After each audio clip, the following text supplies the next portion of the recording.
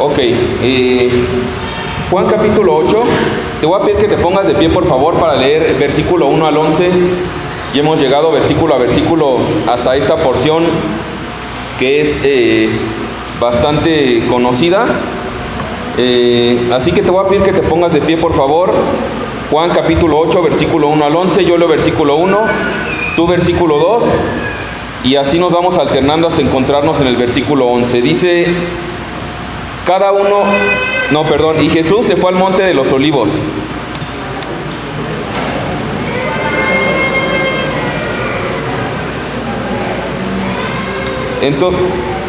Entonces los escribas y los fariseos le trajeron una mujer sorprendida en adulterio y poniéndola en medio.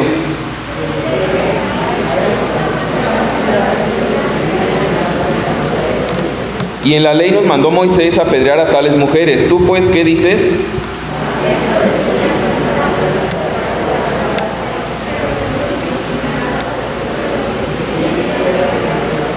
Y como insistieran en preguntarle, se enderezó y les dijo: el que de vosotros esté sin pecado, sea el primero en arrojar la piedra contra ella.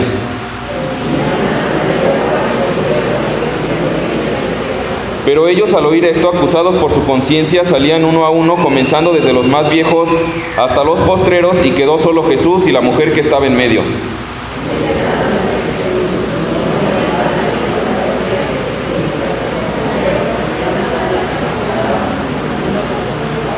Juntos, ella dijo: ninguno, Señor.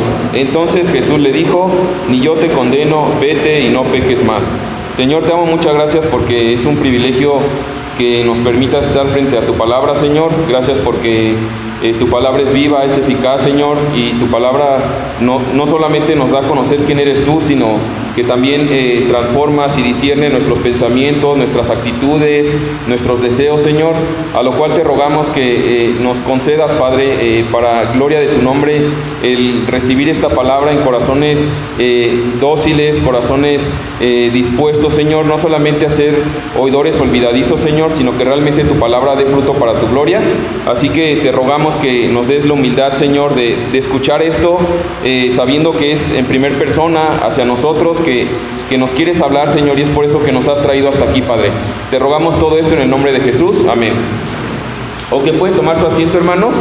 Entonces el título del sermón es La mujer adúltera, hipocresía, gracia y verdad. Entonces, capítulo 8 es un capítulo que es bastante largo. Hoy vamos a ver solamente del versículo 1 al versículo 11. La historia que tenemos por delante es una historia muy especial, también muy conocida, porque a través de ese momento o a través de este encuentro vamos a ver o vamos a seguir conociendo quién es realmente Jesús. Y decíamos que era el propósito al estudiar el Evangelio de Juan, y Juan lo menciona, que es el propósito dar a conocer a Cristo para que creyendo en Él tengamos vida eterna. Entonces, si a lo mejor tú estás aquí y tu pregunta natural sería: bueno, es que yo quiero conocer a Dios. ¿Quién es Dios? ¿Cómo sé los atributos, las características de Dios? Bueno, tenemos la seguridad que la palabra de Dios dice que Cristo es precisamente la imagen del Dios invisible. Colosenses capítulo 1, versículo 15, Él es la imagen, hablando de Cristo, del Dios invisible, el primogénito de toda creación. Entonces, cuando vemos a Jesús, realmente estamos viendo a Dios. Si tú quieres saber lo que Dios piensa respecto a situaciones específicas, como veremos el día de hoy, respecto a la hipocresía, respecto al pecado y todo ese tipo de situaciones, debemos mirar a Jesús. Y es por eso que es tan importante estudiar el Evangelio, estudiar los encuentros de Jesús, cómo Él respondía y lo que Él dice sobre ciertas actitudes o circunstancias. Y entonces, si tú quieres conocer a Dios, es fácil, debes conocer a Jesús, y es lo que estamos haciendo a través del Evangelio de Juan. Entonces, vamos a ver, como mencionaba ahorita, porque es precisamente lo que vamos a ver ahorita. Si pusiste atención en versículo 5, o puedes checar ahí en tu Biblia, es precisamente lo que van a hacer estos hombres al traer a la mujer y le preguntan a Jesús: tú pues, ¿qué dices? Quieren saber la opinión de Jesús, y es lo que vamos a ver, qué es lo que Jesús opina, sobre todo en dos temas muy importantes aquí, que primeramente la hipocresía, y segundo en el pecado abierto y descarado, como lo vamos a ver en esta escena. Y digo pecado abierto y descarado porque, si somos bien honestos, honestos, hay pecados a los cuales no les ponemos tanta atención tú y yo, que no nos parecen como tan graves, que menospreciamos. Y vamos a ver cómo la hipocresía es uno de esos pecados, y lo vamos a ver aquí a la luz de lo que Jesús piensa y lo que Jesús hace con esto. Entonces, lo primero que vamos a ver de este pasaje, antes de entrar de lleno, fíjate ahí en tu Biblia, si traes una Biblia físicamente, hay un detalle muy interesante ahí. Capítulo 8 inicia diciendo que Jesús se fue al Monte de los Olivos, pero viene continuando lo que dice versículo 53. Pareciera que hasta pudiera haber sido un mismo versículo, pero lo dividieron. Versículo 53 de capítulo 7, cada uno se fue a su casa. Versículo 1 de Juan capítulo 8, y Jesús se fue al Monte de los Olivos. Entonces, ¿qué es lo que viene pasando? Porque no es una escena aislada, viene conectada con capítulo 7. Recuerda lo que veíamos las 2 semanas o 3 semanas anteriores, Jesús teniendo este diálogo con los fariseos, con los escribas. Había mucha hostilidad contra Jesús, querían ya prenderlo o arrestarlo. Entonces hay hostilidad en Jerusalén contra Jesús. ¿Y qué es lo que hace Jesús? Dice que se va al Monte de los Olivos. Ahora, aquí quiero poner un paréntesis antes de entrar de lleno a la escena de la mujer adúltera, porque me gustaba mucho cómo algunos comentaristas, algunos teólogos destacaban este detalle de que Jesús se va al Monte de los Olivos. Mencionaban que hay aspectos importantes que podemos aprender de estos versículos, y podemos ver claramente la humildad de Jesús. ¿Por qué? Porque si te das cuenta, cada uno tiene dónde dormir, pero Jesús se va al Monte de los Olivos. Evidentemente había una situación hostil contra él, pero no se queda en Jerusalén, sino que se va al Monte de los Olivos. En otros pasajes podemos ver que Jesús buscaba y priorizaba la intimidad con su Padre. En la noche, en la mañana, él se apartaba al monte a orar. Pero también vemos cómo Jesús no va y duerme lujosamente. Él no dice, y sabemos, él capítulos anteriores ya de la nada creó o multiplicó pan y peces. Entonces él pudo en ese momento haberse levantado alguna enramada o alguna choza bastante lujosa y cómoda, porque él es el rey del universo. Sin embargo, dice que se va al Monte de los Olivos. Y mira cómo en otra parte, Mateo capítulo 8, versículo 19 y 20, mira lo que dice: y vino un escriba y le dijo, hablándole a Jesús: Maestro, te seguiré a donde quiera que vayas. Si yo fuera Jesús diría, qué padre, con esa disposición, con esa fidelidad. Él está diciendo, yo te voy a seguir a donde sea, maestro. Versículo 20, mira lo que le responde Jesús. Jesús le dijo, las zorras tienen guaridas y las aves del cielo nidos, mas el Hijo del Hombre no tiene dónde recostar su cabeza. Ahora, Jesús se va al frente al monte a dormir, probablemente al aire libre, no sabemos detalladamente, pero sí podemos ver la humildad de Jesús. Tiene un lugar donde descansar, donde tener intimidad con su Padre, y eso es suficiente. Ahora, ¿por qué digo eso, mi hermano? Porque honestamente, no sé si te ha pasado, pero somos muy dados a decir, sobre todo por este falso evangelio de la prosperidad, que si Dios no te ha dado grandes riquezas, una super casa, una tremenda situación económica, entonces hay como una parte de pecado en tu vida, o que Dios te está castigando y cuestiones así. Y a veces también por lo contrario, personas se acercan a Jesús creyendo que entonces van a obtener riqueza, van a obtener comodidad. Y a la luz de la palabra de Dios, Jesús mismo dice que el siervo no es mayor que su maestro. Y si nuestro rey, siendo el rey de gloria, no vivió con lujos, ahora eso genera muchas veces culpa o reclamo hacia Dios, y debemos tener en claro que somos imitadores de Jesús, debemos andar como Él anduvo, y por lo tanto tener contentamiento cualquiera que sea la voluntad de Dios en nuestra vida. Para esto no estoy diciendo que si Dios te ha dado de alguna manera bendición y tienes una mejor casa o algo así, tampoco es un punto de que te sientas culpable o condenado, sino realmente entender que el contentamiento no viene de la situación económica, sino de nuestra relación con el Padre, y es lo que vemos ahí a Jesús. Entonces mencionaba ahorita Juanito, y voy a cerrar con este pasaje respecto al sentir y la manera de pensar de Jesús. Filipenses capítulo 2, versículos 5 al 8, fíjate lo que Pablo dice sobre Jesús. Haya pues en vosotros este sentir que hubo también en Cristo Jesús, el cual siendo en forma de Dios, no estimó el ser igual a Dios como cosa que aferrarse, sino que se despojó a sí mismo, tomando forma de siervo, hecho semejante a los hombres, y estando en la condición de hombre, se humilló a sí mismo, haciéndose obediente hasta la muerte, y muerte de cruz. Entonces, Pablo nos habla de lo que Cristo hizo para venir y cumplir la voluntad del Padre, para venir a salvarnos a ti y a mí. Imagínate el shock cultural que hubo del Rey de Gloria despojándose para venir a habitar entre nosotros. Yo pensaba, por ejemplo, cuando eres de una ciudad y llegas a vivir a otra ciudad o a otro país, pues hay shock cultural, ¿no? Dices, oye, aquí no se acostumbra a hacer las cosas como en mi ciudad, mira, aquí todos se duermen más temprano, mira, aquel domingo está todo el movimiento en lugar de donde yo venía, y de repente es un shock, es un cambio. Imagínate el shock cultural que hubo de alguna manera en Jesús, pero vemos cómo Jesús, siendo hombre, vino y durmió en ese lugar. Ahora, cerrando ese pequeño paréntesis que nos ayuda también a entender la persona y cómo es nuestro Rey y nuestro Señor, vamos ahora sí de lleno a la escena de la mujer adúltera. Entonces, ya está ahí en el Monte de los Olivos, y ahora es el otro día, dice versículo 1, y vamos a ver primero cuál es el escenario de esta situación. Bueno, es el templo. Están en el templo de Jerusalén, no están en la calle.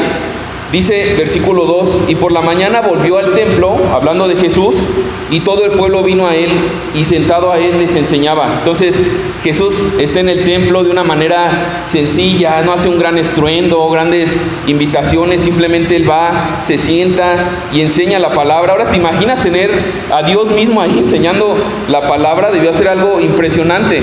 Versículo 20 nos da el detalle de qué parte del templo está exactamente. Si bajas un poquito en tu Biblia, versículo 20 de Juan 8, dice, estas palabras habló Jesús en el lugar de las ofrendas, enseñando en el templo. Entonces está mencionando que está en el lugar de las ofrendas. Este lugar estaba cerca del patio de las mujeres. Recordar que las mujeres no podían entrar a cualquier parte del templo, entonces este lugar de las ofrendas está cerca del patio de las mujeres, y es importante porque van a traer esta mujer a Jesús. Ahora, este es el escenario, están en el templo de Jerusalén.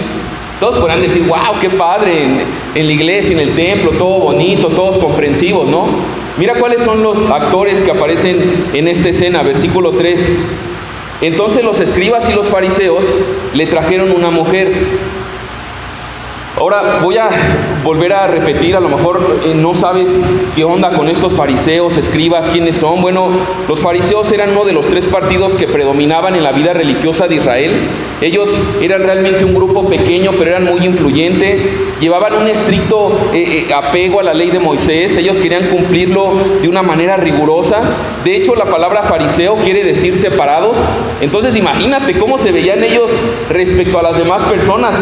Se sentían como un nivel superior espiritualmente. Ellos creían que eran perfectos por sobre el nivel de la gente que los rodeaba. Eran una especie de élite espiritual, según ellos, o religiosa ahí en ese tiempo. Ahora esos son los fariseos, pero también están los escribas. Los escribas también eran parte de esta élite religiosa. La característica de ellos era que ellos transcribían la ley, entonces se sabían de memoria prácticamente la ley, y también el hecho de que ellos pudieran leer y escribir les daba de alguna manera cierta ventaja o una creencia de tener un concepto de sí mismo elevado sobre las demás personas. En aquel momento no era común que la gente leyera y escribiera, entonces eso les daba ventaja de alguna manera sobre el promedio de la gente. Ahora, estos hombres, fariseos y escribas, son los protagonistas, son los actores. ¿Y qué es lo que sucede? Versículo 3, aparece una carnada que ellos van a utilizar. Recuerda que ya en capítulos anteriores están intentando arrestar a Jesús, desacreditarlo, y aquí vemos lo que sucede. Versículo 3. Entonces los escribas y los fariseos le trajeron una mujer sorprendida en adulterio, y poniéndola en medio le dijeron, Maestro, esta mujer ha sido sorprendida en el acto mismo de adulterio, y en la ley nos mandó Moisés apedrear a tales mujeres. Tú pues, ¿qué dices? Y el versículo 6 es un comentario de Juan que le agrega, mas esto decían tentándole para poder acusarle. Entonces, ¿qué es lo que está ocurriendo? Le traen a esta mujer. ¿Y por qué lo traen? Bueno, lo que sucedía regularmente en esa época es que cuando la gente tenía alguna duda sobre algún problema, sobre alguna situación, sobre alguna orientación en cuestión de sabiduría, ellos iban y buscaban a los rabís y le preguntaban qué tenían que hacer, o pedían un consejo respecto a la situación que ellos tenían duda, y aparentemente eso es lo que está sucediendo aquí. Ahora, Pareciera algo muy piadoso, muy espiritual. Mira, vienen a pedir consejo a Jesús, pero realmente Juan mete la nota de que ellos no tenían una intención sincera. Menciona aquí que tenían la intención de tentar a Jesús, querían utilizar esa situación para poder eliminarlo, para poder desacreditarlo. Realmente querían tener un motivo, y ahorita vamos a ver cuál era el motivo que ellos buscaban, pero están utilizando ahora a una mujer como carnada, como señuelo, para tender esa trampa a Jesús. Por eso dice versículo 4 que traen esta mujer que fue sorprendida en el acto mismo de adulterio. Ahora, hasta este punto me gustaría poner también un paréntesis, mi hermano, porque es evidente que el adulterio es gravísimo. A la luz de la palabra de Dios, el adulterio es algo grave. Lo peor que podríamos pensar en esta historia es creer que a Jesús no le importa nuestra santidad, o que a Jesús no le importa el matrimonio. Realmente el matrimonio es algo importante para Dios, que está creado para reflejar su relación con la iglesia. Entonces, cuando aquí está hablando del adulterio, evidentemente ellos están apelando a lo que dice en Éxodo capítulo 20, versículo 14. Es tan importante para Dios el adulterio que esté establecido en los 10 mandamientos. Dice: no cometerás adulterio. Y entonces vemos desde aquí que el matrimonio es algo importante dentro de nuestro caminar con Dios. Y digo esto, mi hermano, porque honestamente hoy en día el matrimonio está bajo ataque. Muchos ya no creen en el matrimonio, ha pasado a ser algo anticuado para muchas personas, pero para Dios es muy importante. Y la ley de Moisés establece que el adulterio era pecado. No cometerás adulterio. Ahora, no solamente lo menciona ahí, sino que también lo menciona más adelante en Levítico y en Deuteronomio. Y es que a la luz de la ley, el adulterio era un pecado muy grave que merecía ser castigado con pena capital. Aquel que cayera en adulterio debía ser apedreado. Dice Levítico capítulo 20, versículo 10, y esto es muy importante: si un hombre cometiera adulterio con la mujer de su prójimo, el adúltero y la adúltera indefectiblemente serán muertos. En Deuteronomio 22 habla de que serán apedreados, literalmente. Puedes revisarlo en tu casa. Entonces, está en ese contexto a lo que ellos están apelando, estaba establecido en la ley. Y entonces, así de grave y delicado es para Dios el adulterio. Es tan grave para Dios que necesitaba ser castigado con pena capital. Ahora, estos individuos, fariseos y escribas, no solamente vienen con una falsa intención a pedir la opinión de Jesús, sino que también culturalmente o históricamente en ese momento era algo sumamente deshonesto, porque los judíos o estos religiosos quieren tentar a Jesús, pero comentaristas coinciden que la pena capital respecto al adulterio tenía probablemente más de 100 años que no se había llevado a cabo.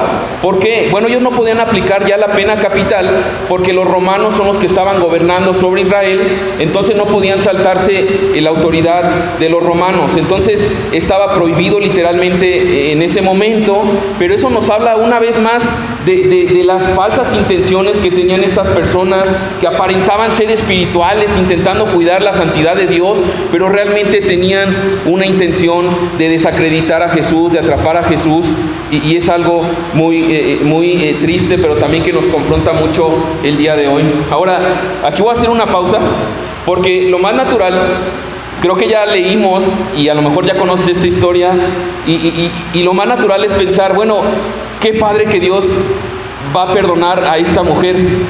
Y es obvio que debemos ser como Jesús, y qué padre el perdón de Jesús y la gracia de Jesús. Gloria a Él, porque nos perdona y nos limpia de toda maldad. Pero mis hermanos, el día de hoy yo quisiera también que nos miráramos en los otros personajes.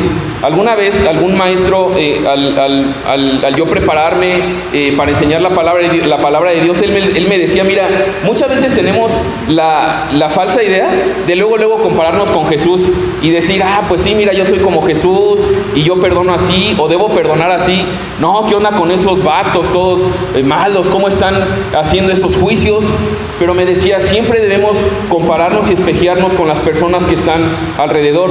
Así que primeramente me gustaría, y créeme mi hermano, ha sido un pasaje sumamente incómodo para mí, y me anhelo, porque sé que la palabra de Dios ha sido diseñada y creada para eso, discernir nuestras intenciones, las motivaciones de nuestro corazón, es que nos veamos también a la luz de los otros personajes.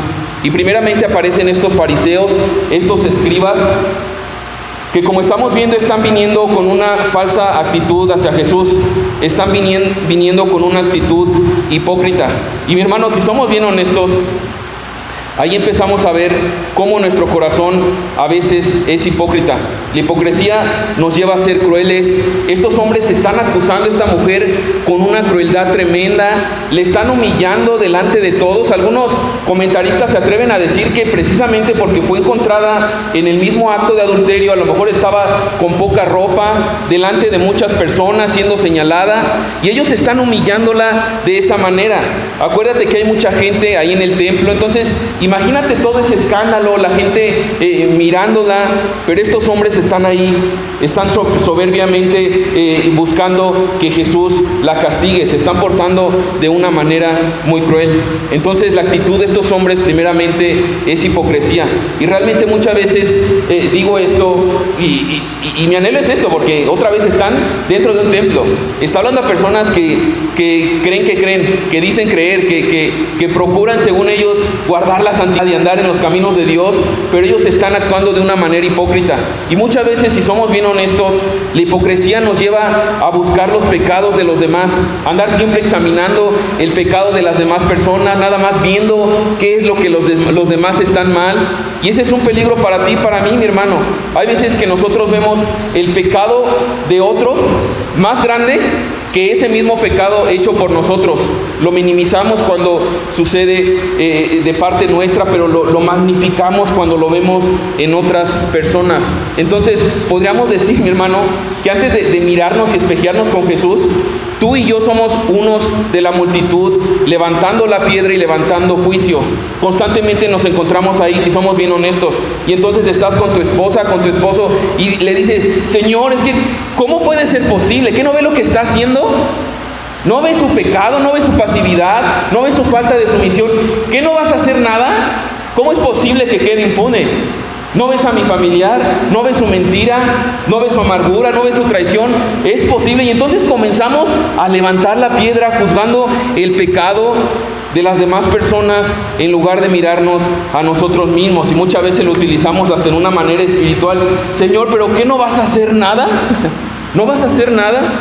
Y yo te digo esto, mi hermano, porque honestamente yo me he encontrado muchas veces ahí, mirando a mi esposa, mirando a mis hijos, mirándolos a ustedes, lo digo con mucha vergüenza, y viendo su pecado y diciendo: Dios, ¿qué onda? ¿No vas a hacer nada con esa situación? En lugar de mirarme a mí mismo, en lugar de medir con la misma medida que yo me mido, porque generalmente eso es lo que hace la hipocresía. Uno se pone como el estándar de bondad y entonces cree que es el parámetro para medir a los demás. Mis hermanos, somos dados comúnmente a caer en eso. Debemos tener cuidado, en algún momento lo decía, a cuidarnos de esta actitud de ser policías espirituales. De repente utilizamos la palabra de Dios, Dios te permite crecer en conocimiento, crecer en su palabra, pero entonces la gracia comienza a irse de paseo y comenzamos a ser policías espirituales y andamos ahí como con la lupa examinando a las personas que nos rodean en lugar de ser paramédicos espirituales.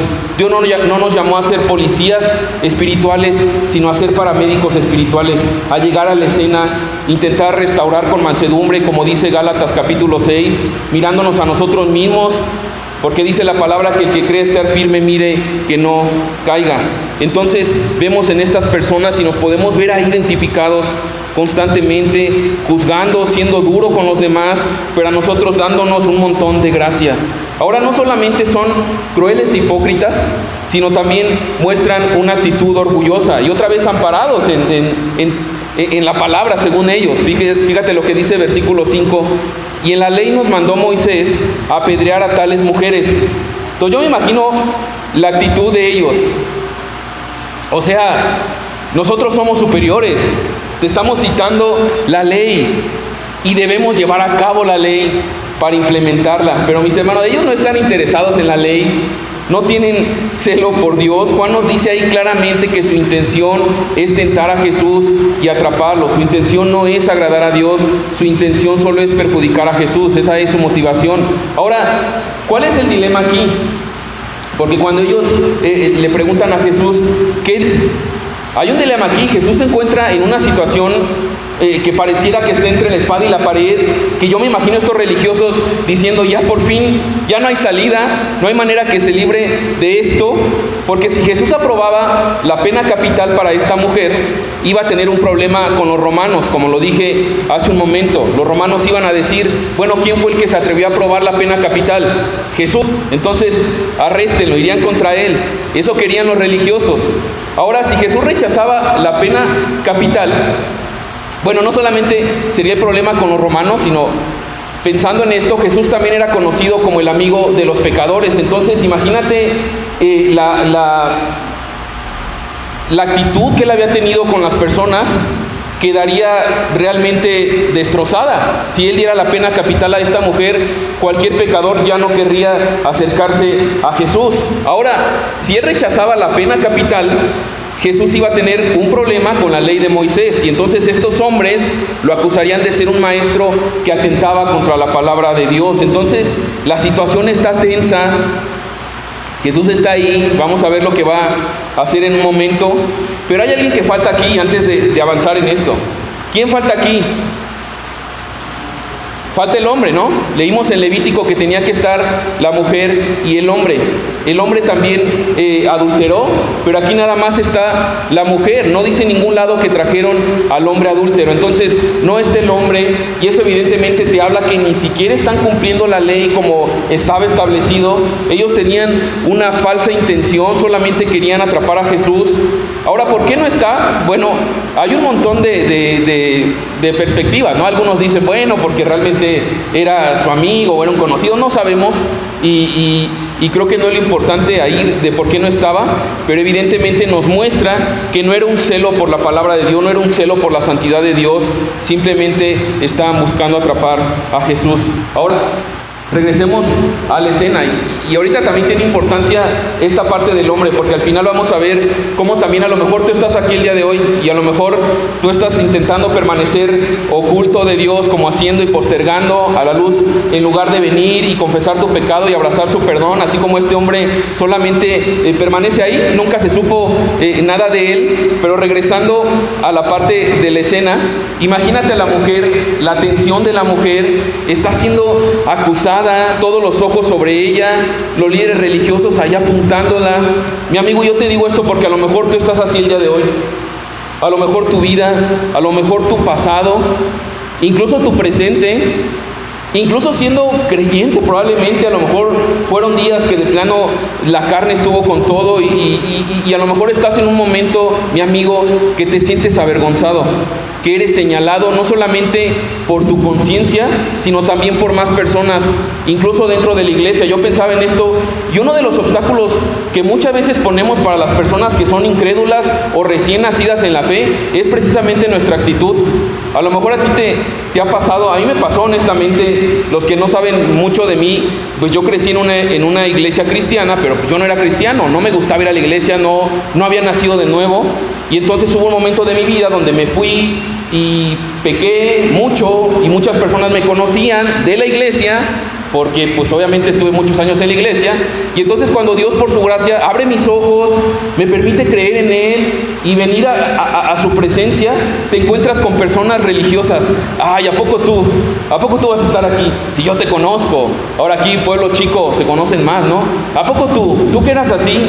¿Cómo tú te vas a acercar siquiera a la presencia de Dios? Mi hermano, aquí hay una persona así, y a lo mejor tú estás en este punto que tú dices, ¿cómo podría yo acercarme a Dios? Te sientes señalado, a lo mejor te has topado, o a lo mejor por lo contrario hemos sido estas personas que hemos levantado barreras de religiosidad para bloquear el acercamiento de las personas. Pero si tú estás aquí y tu percepción delante de Jesús es vergüenza, es realmente una actitud de decir, ¿cómo podría yo acercarme ante este Dios que es santo si yo he pecado, si Él conociera mi pasado?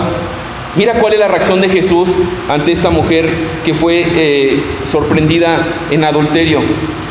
Y vamos a ver aquí la sabiduría de Jesús, versículos 6 al 8. Le están cuestionando, recuerda, tú pues, ¿qué dices? Si en la ley de Moisés nos mandó apedrear a tales mujeres. Y mira Jesús cómo conoce las intenciones del corazón, y mira lo que responde. Pero Jesús, inclinado hacia el suelo, escribía en tierra con el dedo. Y como insistieran en preguntarle, se enderezó y les dijo: el que de vosotros esté sin pecado, sea el primero en arrojar la piedra contra ella. E inclinándose de nuevo hacia el suelo, siguió escribiendo en tierra. Entonces, aquí vemos la sabiduría de Jesús. Y me encanta porque Jesús es paciente. Dice que solamente estaba sentado, escribiendo con su dedo. Y estos hombres pregunta y pregunta, dice versículo 7, insistían en preguntarle. Jesús no respondió, pregunta. Él dice, pues, ¿qué le respondo? Ellos no tienen intención de cambiar, de escucharme. Él está siempre en control. Mis hermanos, Jesús nunca se deja presionar por ninguna situación, por ninguna persona. Él actúa siempre en control de la situación. Ahora, aquí está la pregunta del millón. ¿Qué es lo que Jesús estaba escribiendo ahí? ¿Qué estaría escribiendo? ¿No te ha pasado que te preguntas eso? Bueno, la verdad es que no sabemos. No sabemos, no lo menciona de una manera explícita qué es lo que Jesús estaba escribiendo ahí. Sin embargo, algunos han ido más allá y algunos se atreven a decir que Jesús estaba a lo mejor anotando los pecados de los individuos que estaban acusando a la mujer. Entonces escribía ahí, no sé, Juan, ¿te acuerdas del pecado de tal día? O cuestiones así que probablemente hizo que ellos, por medio de su conciencia, como vamos a ver, terminaran saliendo de la escena. Pero aquí el punto, mi hermano, no es tanto lo que él estaba escribiendo, sino más bien cómo ahorita va a hacer que por medio de eso estos hombres salgan de ahí. Jesús no minimiza el pecado, mi hermano, esto es algo importante. La palabra de Dios dice que nuestro pecado merece la muerte, pero aquí vemos cómo Jesús va a liberar a esta mujer. Ahora, me gusta porque ellos están delante de Jesús, que es Dios mismo, y están, según ellos, teniendo un celo por la ley, pero me encanta cómo varios teólogos han dicho que es precisamente ese mismo dedo que escribió la ley de Moisés, que está ahí en el suelo escribiendo, ese mismo dedo que está liberando a esta mujer. Sabemos que Dios es el que creó esa ley, y entonces ese mismo dedo está ahí delante de ellos y ahora está liberando a esta mujer. Versículo 7 está escribiendo y dice: el que de vosotros esté sin pecado, sea el primero en arrojar la piedra contra ella. Ahora, ¿qué está diciendo aquí Jesús? Bueno, la intención en el original es que está estableciendo quién es el que está capacitado para apedrear a esta mujer. Y lo que está diciendo es que debe ser uno que no haya pecado, que no pueda pecar y que no tenga el deseo de pecar. Ese es el que puede tirar la primera piedra. Uno que no haya pecado, que no pueda pecar y que no tenga siquiera el deseo de pecar, que sea el primero en tirar la piedra. Entonces me imagino a los hombres ahí y de repente Jesús los desarma por completo con lo que les está diciendo, y entonces están todos descalificados. ¿Qué está haciendo aquí Jesús? Bueno, Jesús, al dar esta respuesta, Él está mostrando de alguna manera que lo que ellos están haciendo es un proceso deshonesto, que era imposible que alguien pudiera cumplirlo. Les está diciendo: ninguno de ustedes está calificado para hacer justicia aquí, ninguno de ustedes tiene la capacidad moral. Y entonces vamos a ver lo que hace Jesús. Ahora, aquí hay también algo importante que debemos poner sobre la mesa, porque a lo mejor lo normal sería preguntarnos: bueno, ¿está diciendo que el que esté libre de pecado se referirá a que sea pecado de adulterio? Porque a lo mejor estos hombres, y a lo mejor tú y yo podríamos decir: bueno, pues yo no he cometido adulterio, yo no estoy en esa situación de esa mujer. Y a veces somos dados así, a creer que nuestros pecados no son tan escandalosos, y entonces no somos tan pecadores como aquellos que realmente pecan de maneras muy escandalosas. Pero debemos saber algo que la palabra de Dios nos da respecto al adulterio. Y es que la palabra de Dios también define al adulterio, o muestra el adulterio en otra manera que no solamente es física. Ahora, el adulterio, primeramente, a lo mejor es una información que ya la sabes, pero es importante ponerlo. El adulterio es tener relaciones con alguien que no es tu esposo si estás casado. Ese es el adulterio, tener relaciones con alguien que no es tu esposo o tu esposa, pero estando tú casado. A diferencia de la fornicación es tener relaciones sexuales sin estar casado. Así de simple, no hay mucho por donde perderse. Es la diferencia entre adulterio y fornicación. Entonces, Jesús en Mateo 5 nos confronta con el hecho de que el adulterio no es solamente un tema físico, sino también un tema del corazón, de deseo. Mira lo que dice Mateo capítulo 5, versículo 27 y 28. Oísteis que fue dicho: no cometerás adulterio, pero yo os digo que cualquiera que mira a una mujer para codiciarla, ya adulteró con ella en su corazón. Entonces, eso aplica tanto a hombres como a mujeres. Todo lo que Jesús está diciendo a la gente que escucha aquí es que ellos tenían, como muchas veces tenemos, una idea equivocada de que Dios solamente ve las cosas externas en nuestra vida. Pero Dios no solamente ve las cosas externas en nuestra vida, Dios ve nuestro corazón, las intenciones, las motivaciones, los deseos. Y digo esto porque a lo mejor podemos decir: mira, yo nunca he cometido adulterio, siempre he sido fiel a mi esposo, y sentirnos orgullosos. Pero dice Jesús que cualquiera que mira a una mujer, a un hombre para codiciarlo, entonces también nos transforma en culpables delante de Dios. ¿Por qué es importante saber esto, mis hermanos? Porque realmente a veces ni siquiera tenemos el diagnóstico correcto de nuestra condición delante de Dios. La palabra de Dios nos dice que todos estamos descalificados, que todos somos pecadores. El estándar que Dios establece no es ser bueno, sino es ser perfecto. No solamente en acción, sino en los deseos del corazón. ¿Te imaginas eso? Ese es el estándar. Si tú te preguntas, bueno, ¿cómo puedo yo ser salvo sin depender de Jesús? Yo le voy a echar un montón de ganas. Bueno, la Biblia dice que el estándar que Dios establece no es ser bueno, no es ser religioso, sino que es ser perfecto, tanto en acción como en los deseos del corazón. Y la verdad es que cuando nos paramos frente a ese estándar, frente a Dios de esa manera, realmente nos damos cuenta de que es imposible. Y cuando vemos nuestra imposibilidad, entonces decimos, bueno, ¿cómo podemos hacerle? Y entonces es donde entra nuestro Señor Jesús, el único que puede ayudarnos, no solamente en nuestra deuda con la justicia de Dios, sino también en darnos un nuevo corazón, con nuevos deseos. Pero lo que vemos aquí en la hipocresía de estos fariseos, de estos escribas, es que hacían un énfasis en lo externo. Y muchas veces somos dados a hacer eso, a clavarnos en situaciones externas, y nos volvemos expertos religiosos, una manera de hablar dominguera, de citar todo con versículos, pero nuestro corazón está podrido. En la intimidad Jesús ni aparece en nuestra vida. De repente nos encontramos ahí, pero mis hermanos, eso no impresiona a nuestro Señor. Lo que Él mira es nuestro corazón. Ahora, el problema, mi hermano, como haciendo un nuevo énfasis en este tema de la hipocresía, lo ponía yo ahí en pantalla. La hipocresía nos lleva a ponernos como el estándar de bondad y menospreciar a los demás porque son nuestro punto de referencia, en lugar de compararnos con Jesús y ver nuestra igual necesidad de gracia.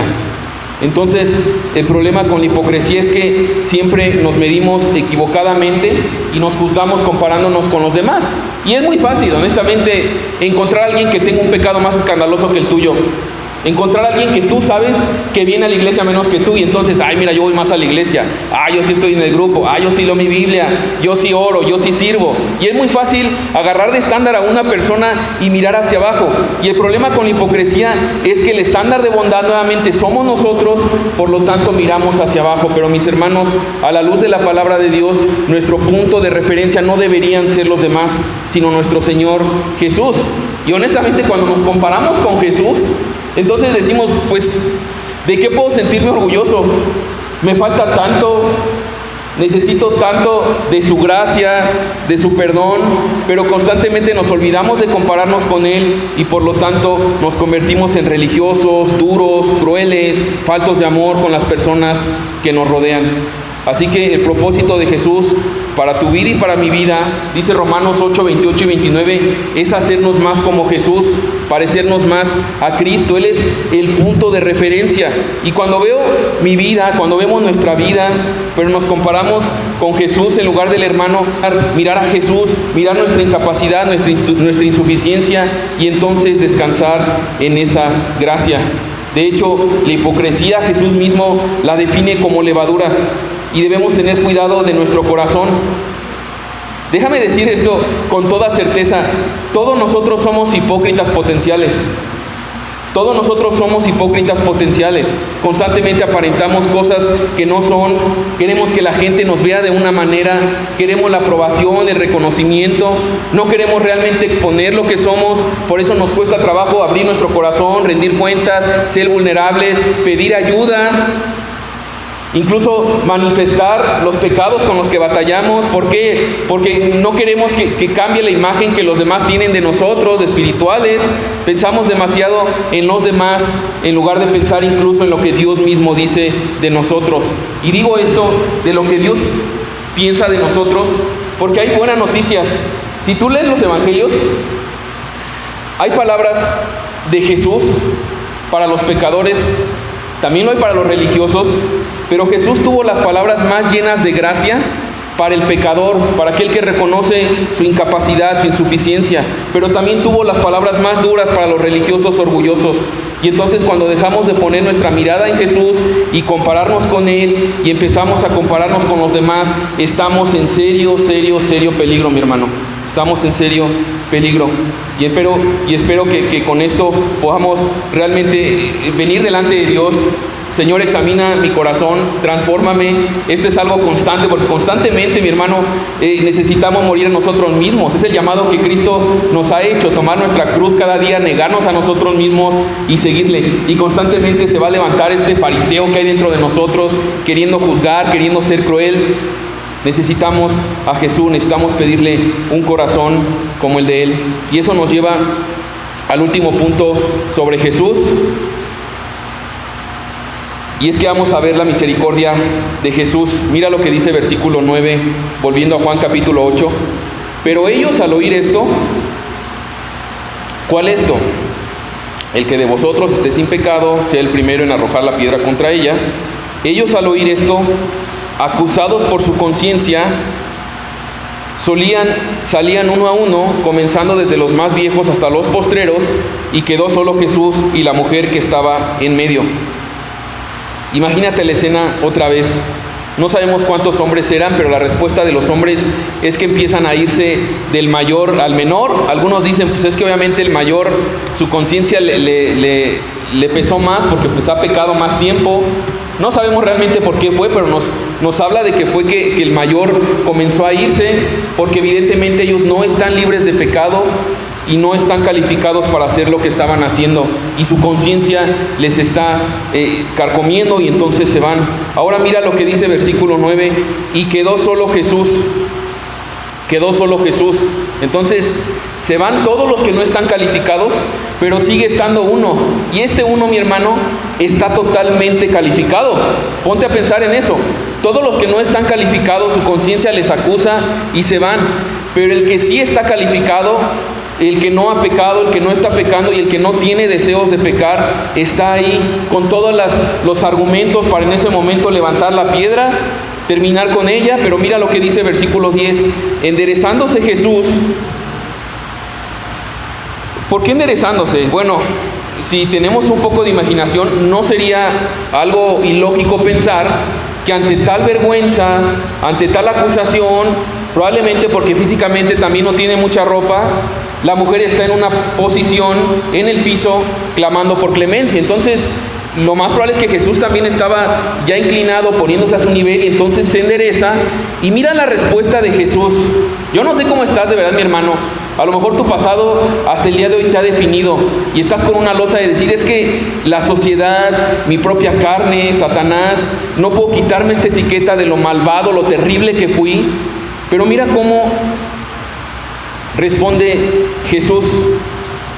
Enderezándose Jesús, y no viendo a nadie, sino a la mujer, le dijo, mujer, ¿dónde están los que te acusaban? ¿Ninguno te condenó?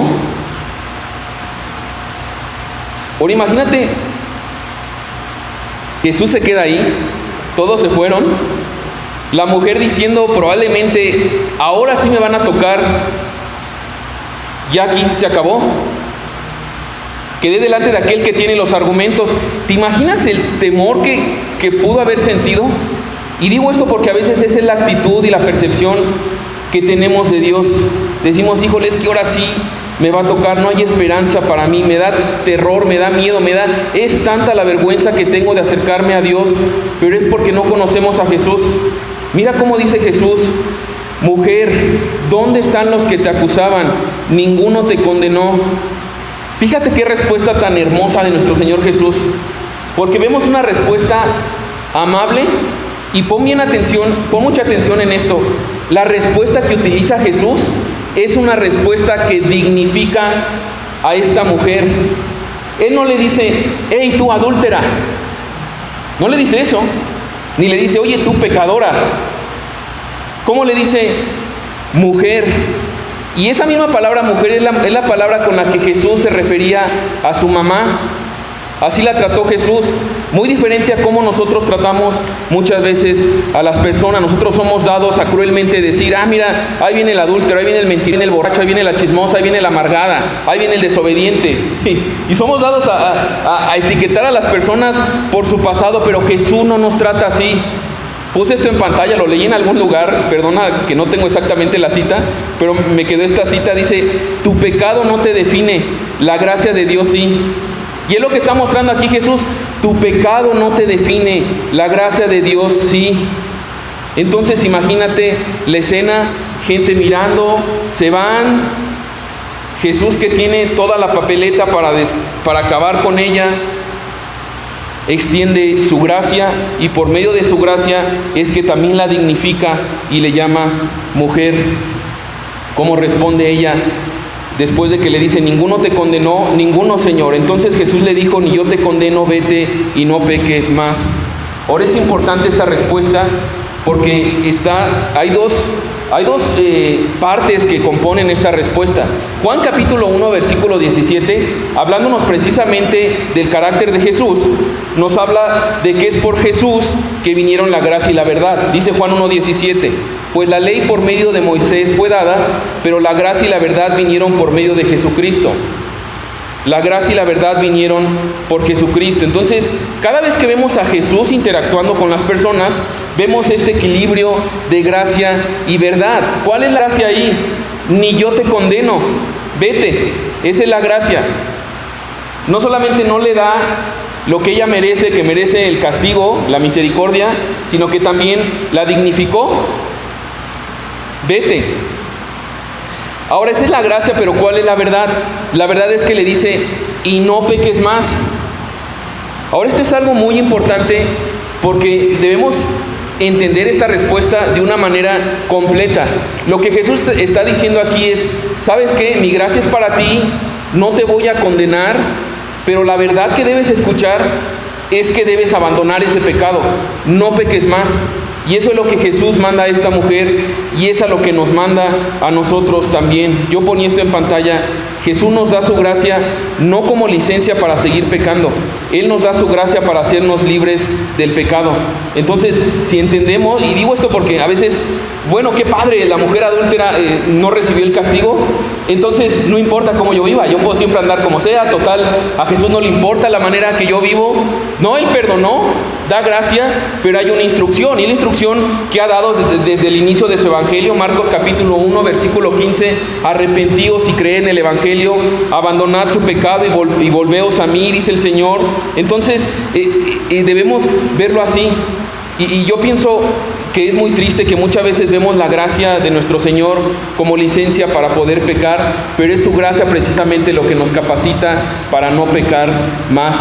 Ahora, es algo importante también destacar, mi hermano, que la manera como Jesús lo dice no peques más, es un mandamiento. O sea, no es como una sugerencia, no es como que dice: bueno, mira, no pasa nada, no, fue un accidente, yo te entiendo porque pues estabas muy desatendida en tu casa, pobre de ti, qué bueno que fuiste. Jesús no se comporta así. Jesús llama las cosas por su nombre, le llama pecado. No peques más, no suaviza la verdad. Hay gracia, pero también hay verdad. Jesús lo llama por lo que es.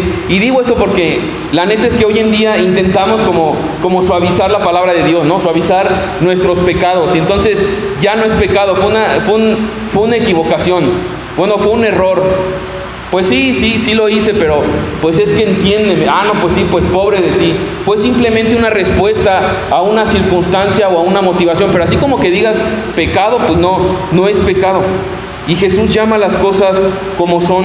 Entonces debemos reconocer eso, que el pecado hay que llamarlo por como es, y entonces Dios nos extiende su gracia. Ahora, hay algo aquí también muy importante, mi amigo. Si tú estás escuchando por primera vez esto, y debemos ver el orden como dijo las cosas Jesús.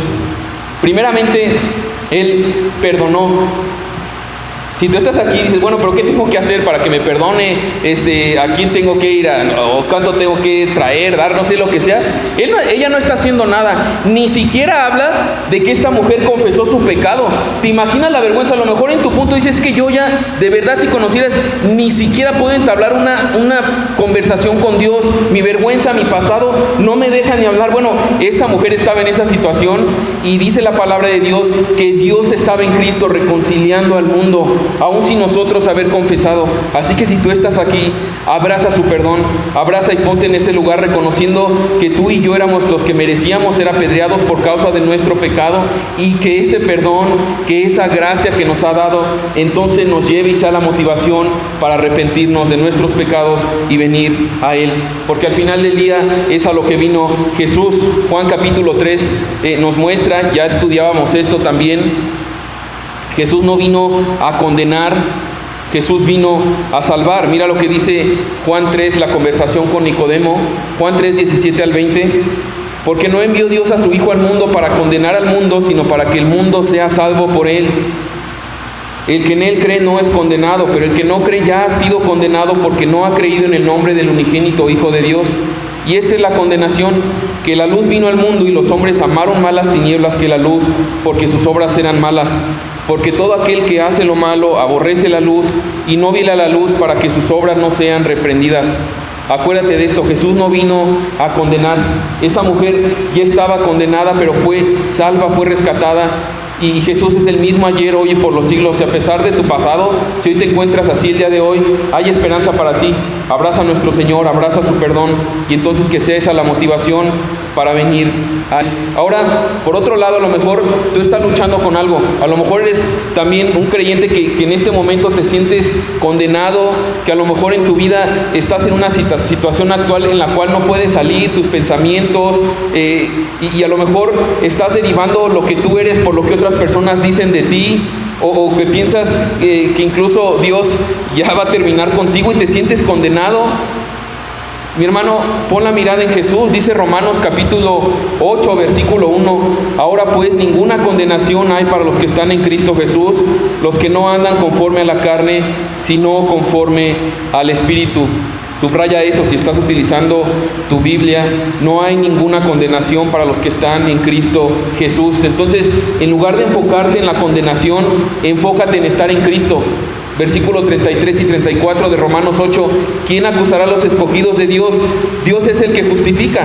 ¿Quién es el que condenará?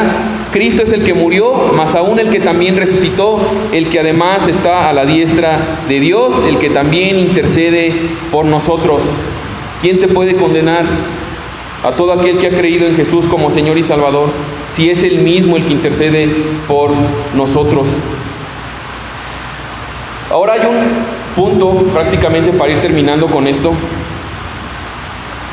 ¿Por qué es posible, si una pregunta natural leyendo este pasaje, por qué fue posible entonces que un Dios que es 3 veces santo diera gracia a una mujer así?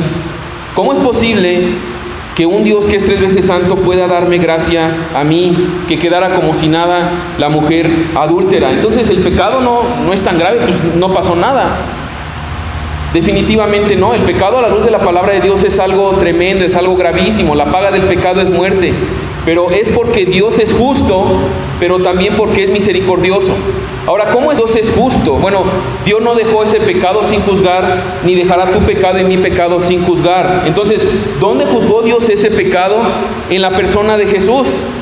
Y precisamente puse esto en pantalla, porque mi pecado fue juzgado en la persona de Cristo en la cruz, yo puedo salir libre con su gracia, porque mi pecado no quedó sin pagarse o como una deuda sin resolverse, sino que fue resuelta en la cruz del Calvario.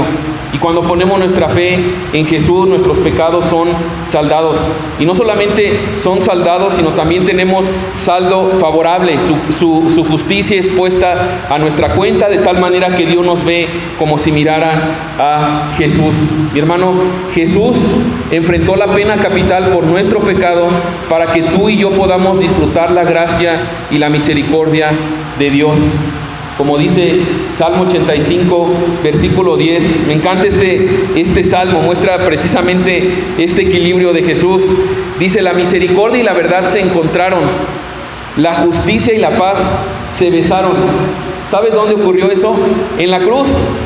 En la cruz ves la justicia y verdad, ves la gracia y la verdad. En Jesús vemos la gracia por un lado, que no solamente no nos da lo que merecemos por nuestros pecados, sino que nos adopta, nos acepta como sus hijos, pero también la verdad de que nos llama al arrepentimiento.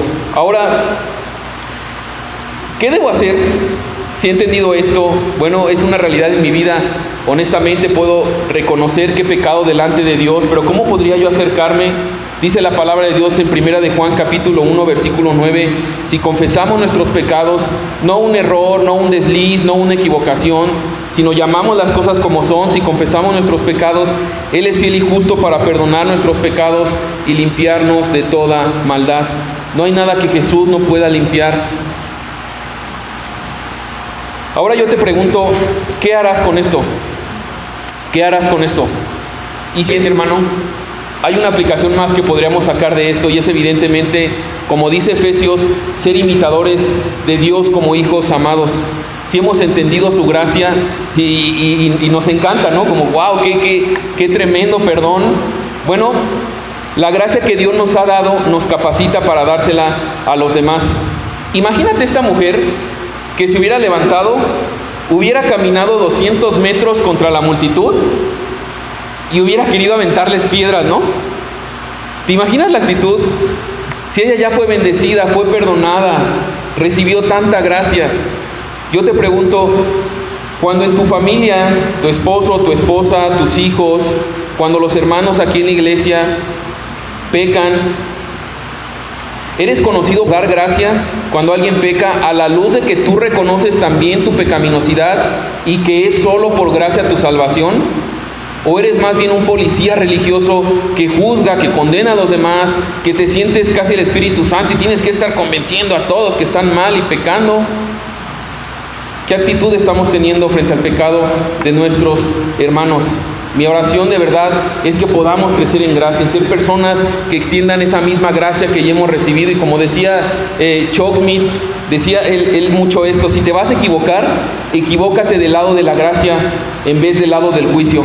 Si te vas a equivocar, equivócate del lado de la gracia en vez del lado del juicio. ¿Por qué digo esto? Pues si tú te equivocas del lado de la gracia, dando una oportunidad más a esas personas que han pecado, y ellos lo vuelven a hacer, es que ¿cómo me dices eso? Que yo vuelva a perdonar, que yo vuelva a pasar por alto.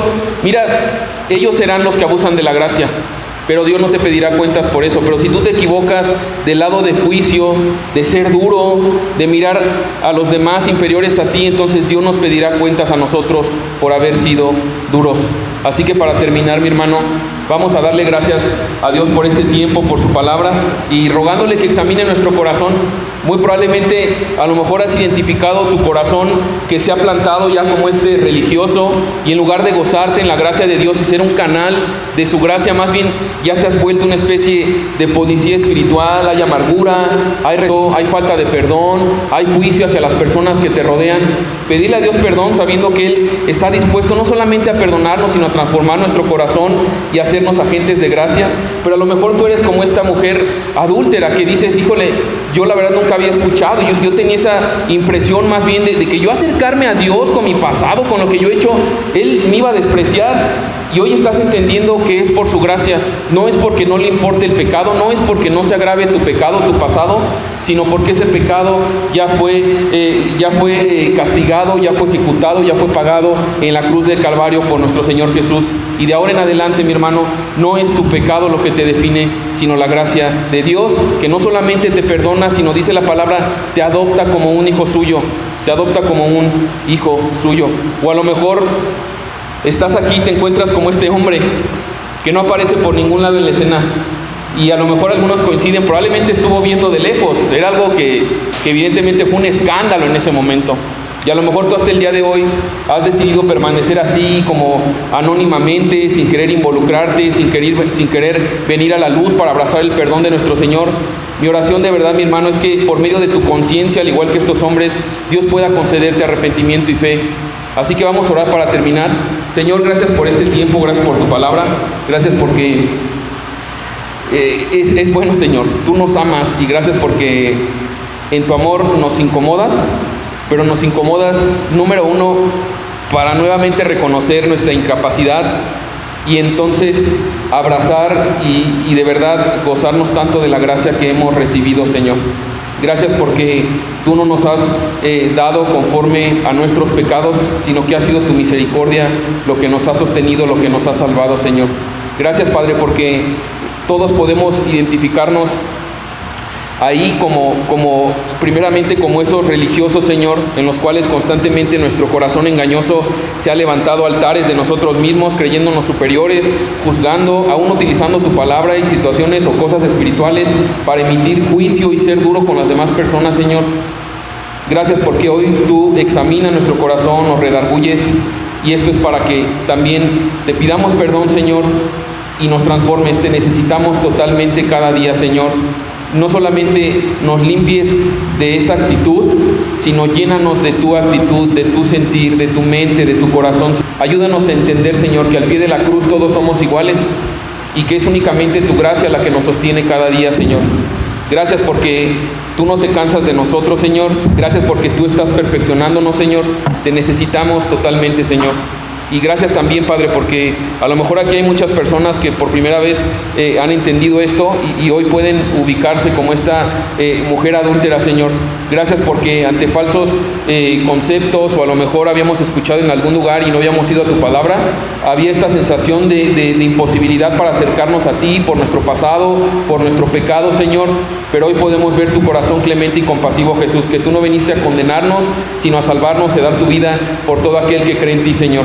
Así que permítenos, Señor, abrazar tu perdón y a través de ese perdón entonces, Señor, ser motivados a vivir en un constante arrepentimiento, Señor, de abandonar nuestra vida, abandonar nuestros deseos para entonces seguirte a ti como nuestro Señor y Rey. Así que gracias por este tiempo, gracias por tu palabra, Señor, gracias por tu carácter clemente, compasivo, pero también porque nos muestras la debilidad y muchas veces aún la necesidad que tenemos, Señor, de ser transformados, Padre. Así que te rogamos, no por cosas externas, Señor, te rogamos que realmente, como dice tu palabra, transforme nuestro corazón, pongas un corazón de carne en nosotros, Señor, que ande en tus mandamientos con gozo y no para ser aceptados, sino sabiendo que tú y yo nos amaste y nos aceptaste en Cristo cuando menos lo merecíamos, Señor. Te damos gracias por este tiempo, recibe toda la honra y toda la gloria en el nombre de Jesús. Amén. Y mi hermano, si Dios te ha hablado, es tiempo de ponernos a cuentas con Dios, tener la confianza de saber que Él nos escucha, que Él está dispuesto a limpiarnos de nuestros pecados, a limpiarnos de nuestra maldad. Pero también, si a lo mejor es la primera vez que has entendido este evangelio de la gracia, Él te ha traído aquí para finalmente le conozcas y sepas que es un Dios clemente y compasivo, y te ha traído no para avergonzarte y humillarte, sino al mostrarte tu necesidad de Salvador, puedas abrazarte a Él, rendirte a Él y salir de aquí siendo hijo suyo. Así que tómate un tiempo para orar y vamos a terminar cantando a nuestro Señor.